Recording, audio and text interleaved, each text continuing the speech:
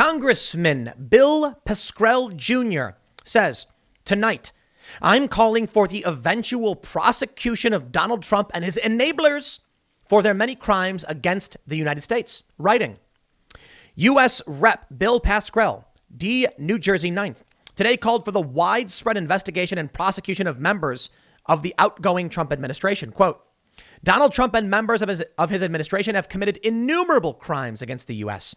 He has endangered our national security, ripped families apart, poisoned the census. He has personally profited from his office. He has attacked our elections and sought to throttle democracy.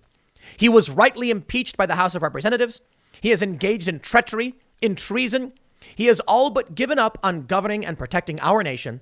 And if he had a shred of dignity, he would resign today. Therefore, in 2021, the entire Trump administration must be fully investigated by the DOJ and any other relevant offices. Donald Trump, along with his worst enablers, must be tried for their crimes against our nation and Constitution. Importantly, any further abuse of the sacred pardon power to shield criminals would itself be obstruction of justice, and any self-pardons would be illegal. Failure to hold financial and political wrongdoing accountable in the past has invited greater malfeasance by bad actors. A repeat of those failures in 2021 further emboldens criminality by our national leaders and continues America down a path of lawlessness and authoritarianism. There must be accountability. Trump's not going to jail. Trump's not going to get arrested. Hillary Clinton didn't go to jail. And Trump literally had rallies where they chanted, lock her up. These people are nuts. The reality is, Joe Biden is concerned that federal investigations into ex-President Trump will further divide the country. Well, Trump is still president, but you get what he's saying.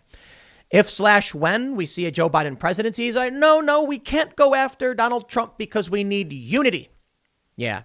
Donald Trump said he was something like, if he was president, you'd be in jail to Hillary Clinton. Hillary Clinton didn't go to jail. They didn't do anything. Maybe Trump certainly wanted her to go to jail, but the DOJ or whoever would not make that happen. And I doubt they're going to go after Trump either. Why? And the reality is they don't like Donald Trump. Donald Trump wasn't supposed to win, but they don't want to open the door to them going to prison because it's kind of like an unspoken thing, right? Listen, we really don't like you. You weren't supposed to win. You're messing up our plans, but you're not going to go to prison because we don't want to go to prison either. That's the game, right? That's the game. President-elect Joe Biden and his team would rather move the country forward once he assumes office rather than prosecute President Donald Trump, according to a new report. NBC spoke to multiple sources close to Biden who say he's wary of launching federal investigations into his opponent, fearful it'll undermine his attempt to reunite the country. Instead, Biden reportedly wants to reset the relationship between the White House and the Justice Department and move away from directing federal law enforcement in terms of what to focus on. His overarching view is that we need to move the country forward. But the most important thing on this is that he will not interfere with his Justice Department and not politicize his Justice Department. Other advisors to Biden have said that any investigation into Trump would be very situational. Plus, they would run on a separate track from the state level investigations like the one into his taxes. A great number of Democrats have demanded a new round of Trump investigations once he's out of office. And as the internal party pressure for that persists, Biden's team is also reportedly reluctant to send any signal to Trump administration officials that the Justice Department wouldn't look into their actions. While they're not looking for broad criminal indictments, they do want to make sure that people don't think there are no ramifications for any of their actions between now and the new presidency. So does that mean that we can rely on them to keep the Durham report going and they can call out all those? Oh, wait, I'm sorry. Joe Biden's implicated in Obamagate. He's not going to keep that running. He's going to shut it down. And maybe that's the real game. Joe Biden's going to shut down the Durham report and say, okay, Trump, fine. We won't go after you, but we're going to shut this one down because we don't want to go to prison. Yep. Well, how do you think the leftists are handling this? They're not. Cenk Uygur of the Young Turks outraged, saying, who are you going to unify with? QAnon? Cenk Uygur mocks Biden's reported plans not to prosecute Trump. The Young Turks host Cenk Uygur openly mocked Joe Biden after a report surfaced that President-elect and his team would likely opt not to move forward with any effort to prosecute Trump, choosing instead to unify a bitterly divided country. Uygur, whatever I pronounce his name, shared disappointment but not surprise at this news, noting that Biden is merely continuing policies established during his time in the Obama administration. NBC News spoke with multiple sources, and this we know. They say, the historical context, this is from Jen, the historical context all led to the conclusion that Biden was going to do this. The Obama-Biden administration, as soon as they got into office, said, we look forward, we don't look backwards.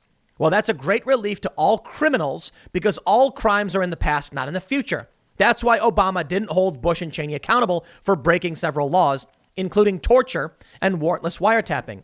Spot on, Cenk. Spot on. Only I don't care about your opinion because you are just helping prop up Joe Biden. Look, you know what? I'm going to do this. To be fair, Cenk Uygur said Joe Biden had dementia way back. But your network propped him up. Look, I get it. The Young Turks have been way more for Bernie than they are for Biden. And the leftists don't like Joe Biden. And I can respect that. I don't like him either. The problem I have is that many of these progressives are like, well, Joe Biden's better than Trump. Why? Because Trump was ending the wars? Were you paying attention for the past year and a half, 2 years? Trump's been trying to get our troops out of these places and they've been lying. Why put in the warmonger? Trump's got problems, man, but he wasn't that bad.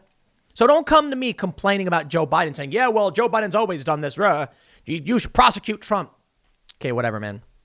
Joe Biden is not better. Even if you think Trump is all of these awful things, Joe Biden is still not better. It makes literally no sense. They just didn't want to abandon their tribal identity. So these progressives, these leftists bent the knee. Now, to be fair to Kyle Kalinske, for instance, that dude's been ragging on Biden the whole time. Bravo, good sir. I respect that tremendously. And so has Jimmy Dore. Just because there are, tribalists that would prefer to see their tribe win doesn't mean there aren't people on the left who have, called it out and done a good job. Co-host Anna Kasparian also wondered what message ignoring Trump's crimes would send about what crimes? What crimes? Serious question. What crimes? Emoluments clause? Crimes. Come on. Yeah, I thought so. Kasparian wondered about what message Trump's crime, ignoring this, would send about Democrats' ostensible commitment to the rule of law, especially at a time when Trump and his lackeys are attempting to undermine the validity of a presidential election. If you care about protecting our democratic processes, which Donald Trump has worked very hard to dismantle, wouldn't you want to look into that? Wouldn't you want to investigate that? They're trying to steal the election from Biden right now as we speak. But no, we've got to unify as if that's ever going to happen. Uygur takes Biden to task for pursuing a policy of unity. Okay, great. I tell you what, fine. Division and chaos and violence and street battles. Is that what you guys want?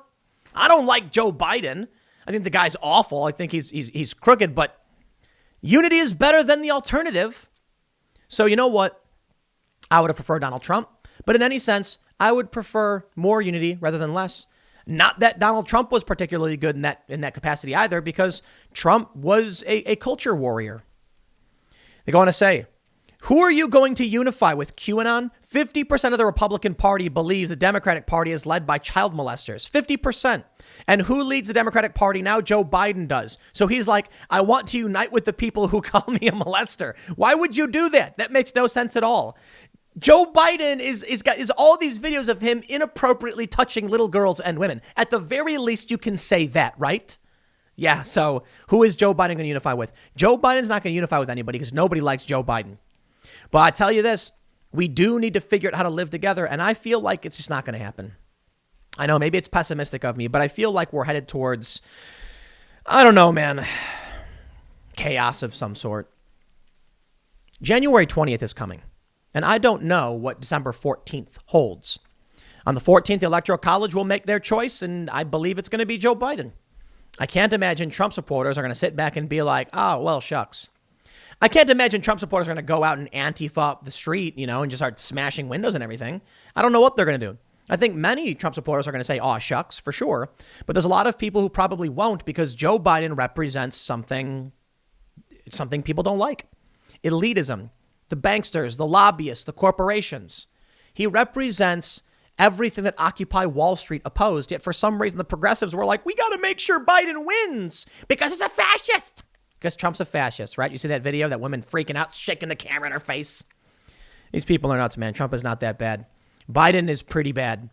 I'm not happy with the Biden presidency because I've seen what an Obama Biden administration looks like.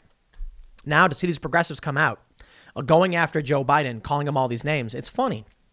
That was the obvious path. Support Joe Biden, help him get elected, and then go, oh no, now Joe Biden is president.